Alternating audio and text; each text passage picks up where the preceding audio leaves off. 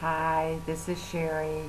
Okay, I wanted to do a follow-up of my information about the Tennessee State Guard stopping DHS armored vehicles. And that's the picture I took in Kentucky of one last year. And then I did this video. I decided to do some investigation regarding the information that I had received about Russians being up in Gatlinburg and the Pigeon Forge area of the Smoky Mountains. So I had a little adventure yesterday, Sunday. Now, I like to do adventures, and I'll just show you. I mean, I had gone a couple of years ago to Georgia and to find out, FEMA camp and the way at Fort Gillum. I also had gone to see the Coffins, and I found those in Madison, Georgia. And then that same day, I went to, and that's a little video I did about the Coffins, FEMA Coffins. But the same day, I went to the Georgia Guidestones. And FYI, March 22nd is when the Georgia Guidestones were erected. And this March 22nd is their 33-year anniversary of them being put up.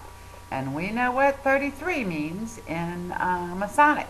And they were definitely Masonic.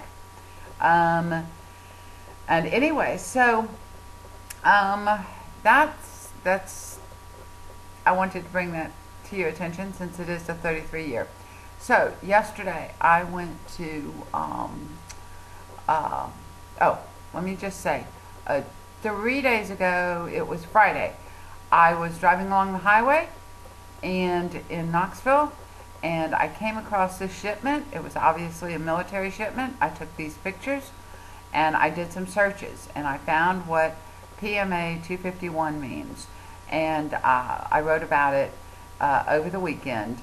And these are electromagnetic motors, and the whole specification is that they're supposed to be on aircraft carriers for catapulting.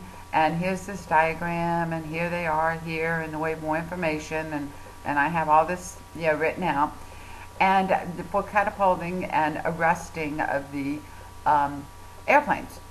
And one of the things is they're going, instead of, and they're talking about with submarines too, of electromagnetic motors instead of being nuclear. Well, during mine, you can see this pre-solicitation posted October of last year. Well, when you look at the research, they're not supposed to even be done until 2015. And it shows here of shipboard certification in 2015. And they're doing reliability testing through 2015, and reliability testing through 2013.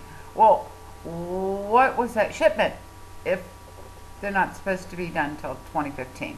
Well, a little bit more of my research found that electromagnetic motors or electromagnetic things are also used as part of the energy weapons. Now, I'm going to be bringing this all together regarding what I did yesterday and the information I found out. So that's why I'm showing it to you right now. And so these were electromagnetic motors. And were they really for aircraft carriers a few years earlier? Or are they some kind of energy weapons, all right, that are being shipped? And that's just something to think about. So, yesterday I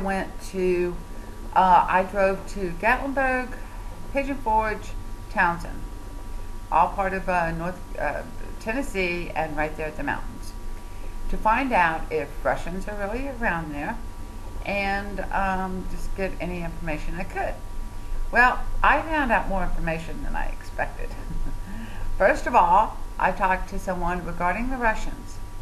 The Russians are there, but they're not there in the way that DHS that we were thinking of. Now, there might be some, but I didn't find that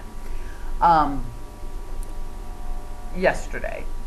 What I did find is, and I talked to local that were born and raised there, and one woman had worked at Dollywood for 27 years. Now, Dollywood is owned by this company, the Hershen Family Entertainment. And you can see they have the Stone Mountain Park, all some aquariums. Here's Dollywood Stampede, Dolly Parton Stampede, Dollywood Vacations, all these different lodgings. They're managed parks. They do the cable car sightseeing tours in San Fran. Their theme parks, Dollywood, Silver Dollar City, Wild Adventures, and then their water parks. Well, what I found out about the Russians and about what they do is that they actually bring in, by the plane loads, Russians or East Europeans for working at their theme park. What they do is they bring them in, they charge the people their airfare, their lodging, and then at the end of the week, those people, after working long, hard weeks at their amusement parks, they maybe get $150 because of all the other charges that the Dollywood and this company is charging them. So they're basically getting cheap slave labor. And yes, there's a lot of Russians, and the hotels and the restaurants around the Pigeon Forge, Gatlinburg area have started coming together, and they're all doing it.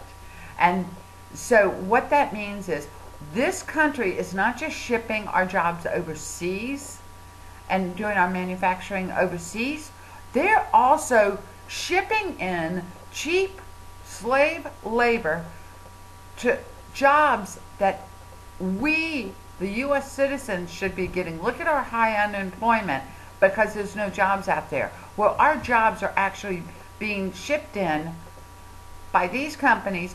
They don't have to pay unemployment. They don't have to pay insurance. They don't have to pay anything. It's basically slave labor on U.S. soil in the U.S. So that's where the Russians are coming from. It was not what I expected to find out, but that's what I did find out. Now, she did not want to be on camera with this.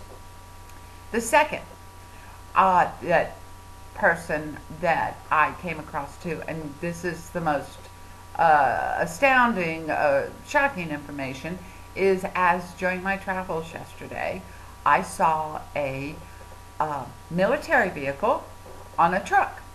The truck was stopped, so I stopped, and it was off the highway, and I approached the driver to see if he would talk to me, and he did. He declined to be on video, but what we discussed was amazing. First of all, I asked him about Russians and truck drivers regarding the DHS vehicles. He said, yes, there's a lot of Russian truck drivers, but they have to be American citizens as far as he knows, because they're doing, he said, I think a class 1 something of all this criteria to be able to ship military or government vehicles. So he said he knew quite a few of them. There were a lot of them, but he didn't see anything wrong or bad about it. I asked him if he only ships military vehicles. That is his trucking business. He goes all around the U.S., all the way to Alaska. Let me go to Alaska first. Alaska, he said he was there last year or a few years ago, and that outside of Fairbanks, Alaska, was about 450 to 500 miles outside of it to the northwest, was this huge camp that has no identifying signs. It's absolutely humongous. He doesn't know what it's for, but it is there. And we started getting into the FEMA camp discussion and what he has seen.